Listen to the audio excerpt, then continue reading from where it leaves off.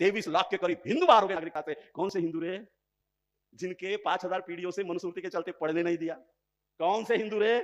जो पहाड़ों में आदिवासी की तरह रहते हैं, शिक्षा क्या होती है, जन्म का प्रमाण पत्र क्या होता है, बाप का सर्टिफिकेट क्या होता है, जिनको पता नहीं, वो हिंदू। और कौन मुसलमान रहे? मुसलमान बन गया लेकिन फिर भी रिक्शा चलाता है, मुसलमान बन गया फिर भी भंगार में काम कर रहा है, मुसलमान बन गया फिर भी 7 पीढ़ी से दरिद्रता में है, जिसने एजुकेशन देखा नहीं, वो हिंदू, वो मुसलमान। लेकिन इन सारे गरीब लोगों को नागरिक होने का प्रमाण पत्र किसने दिया था?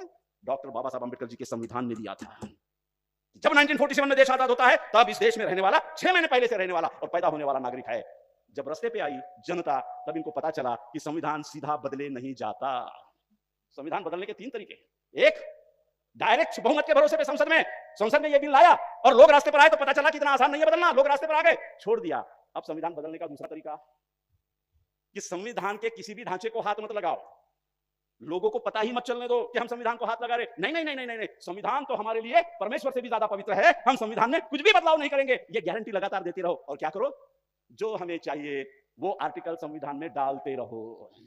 पहला, बहुमत पे बदल दो, दूसरा, बदल नहीं सकते हो तो जो हमें चाहिए वो संविधान में डालते रहो। शिक्षा के सार्वत्रिकरण का बेसिक फंडामेंटल राइट लेके बाबा साहब का संविधान आया था ना, आया था नहीं आया था?